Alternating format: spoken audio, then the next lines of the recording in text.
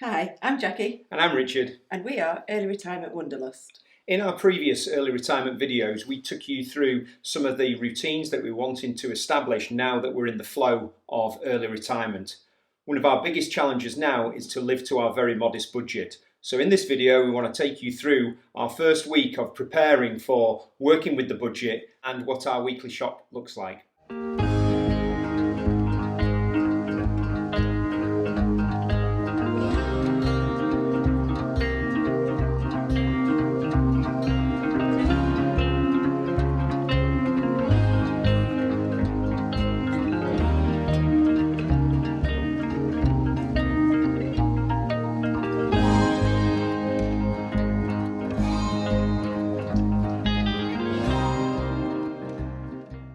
In last week's video, we took you through some of the routines that we definitely needed to establish now that we've got the renovations done in our early retirement.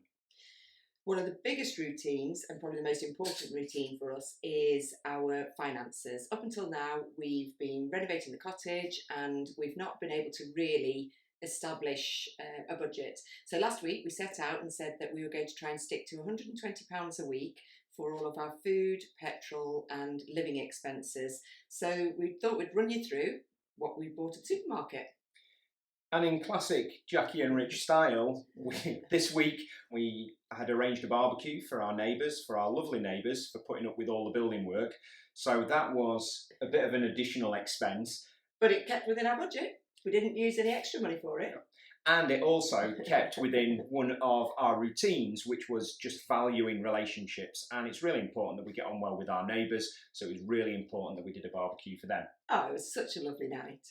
Over the past few years, we've always made a meal plan and we've shopped according to it. We've had a list and gone round and worked out what we need. That kind of went out of the window when we retired and moved up here because we just had no routine. So yeah, we're back to it and I think we did good.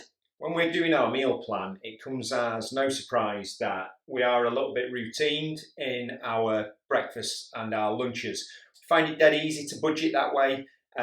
I'm completely OCD and I'm quite happy to eat pretty much the same stuff day in, day out, but I do like, obviously, different evening meals that Jackie's going to talk about in a minute.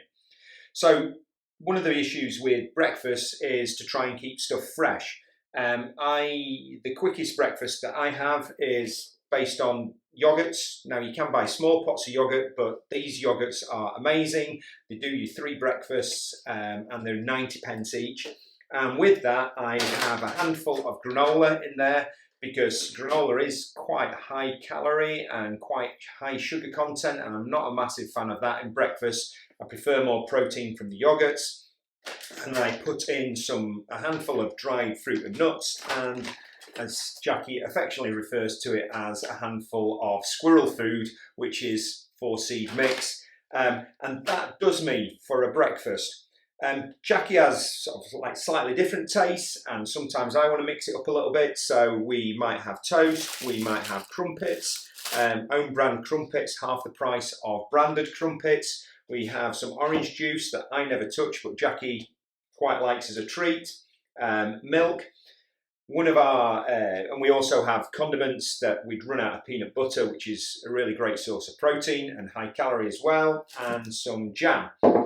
When we're on our lunches, we then try to just buy a range of cheeses and cold meats and pork pies. We've gone a little bit more high calorie because we are planning on being away and doing more Wainwrights up in the Lake District. So we need stuff that we can shove in the backpack that will keep us going most of the day, ready for our evening meal at night. We're into our blocks of cheese, so sometimes getting a specialist cheese and having some biscuits with that actually is more than enough for a meal.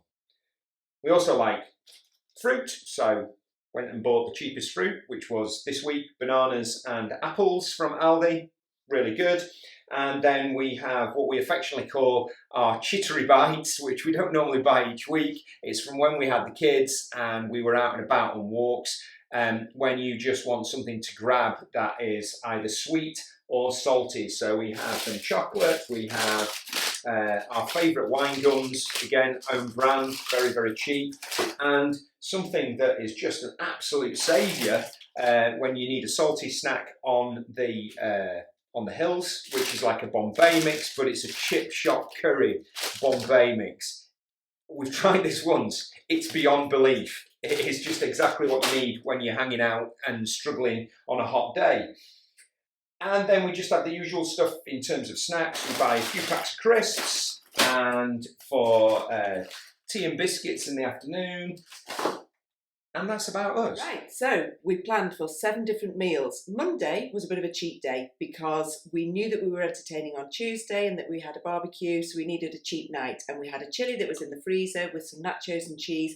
We were out in the Lake Districts wild camping anyway, so that was a great meal. The next night, Tuesday, we had our barbecue with our neighbours, which was amazing. We went to the local butchers because we wanted to try them, and we bought loads of sausages. That was £7.66, I think, so that was a good meal. And we also had some chicken thighs with that and some new potatoes. It was a really, really lovely meal. Next meal, we have got burgers tonight, homemade burgers on the barbecue, with some bread rolls that were actually left over from last week. We have got a pasta meal just with a basic tomato sauce and some pepperoni as our protein sauce and some garlic bread. We did have leftover from last week when we had our son Luke. We did overbuy some barbecue thighs. Booths is actually really good. They do a meal deal of 3 different packs of meats for £12. There's enough there for 2 different meals. So we're hoping to get away to the Lake Districts this week, and we will have 2 different barbecues at least from that, and probably enough meat left over to make some lunches, I think, with some couscous. Ooh, what else have we got? We have got, we love from Aldi, they do a pad thai meal kit, so just a bit of chicken breasts and a red pepper and some mange tout, and that is an absolutely gorgeous meal. I think that takes us to 7 meals. Last on our list is just to show you that we did think about a complete week. We buy lots of soft drinks. We tend to drink fizzy water with squash, so we needed to stock up on both of those just to give us a bit of a sweet flavour and some own brand fizzy drinks that keep us going for the week. And then because we were entertaining, we did also buy and treat ourselves to 2 bottles of wine within our budget, so that was pretty cool. And then my sister, for my 50th, gave me a year's subscription to the gin club. We are still working our way through all of the gins, so each week we also buy a box of tonics to go with them. So that's it. That was our weekly shopping that we tried to stay to a budget. Now I've got the receipts here. Our butcher bill was £7.66 for the sausages. We bought 20 sausages, I think, which was pretty good. And our Aldi bill came to £82.75. So just about £90 for the week's full meals, including having a bit of a get-together, including a couple of bottles of wine, £20 on petrol. We may need to put a bit more in because we're going to go down to Cheshire at some point. The van needs a little bit of extra work doing after the service. And that leaves us with £10 for some fresh bread and bits and pieces that we might have as we go along. So that's it from this week in terms of budget-wise. We are pretty much on track, but it is going to be tight. It is. Adding to that, we have looked at the weather forecast and it is really looking nice. So we probably will get away at some point over the next week.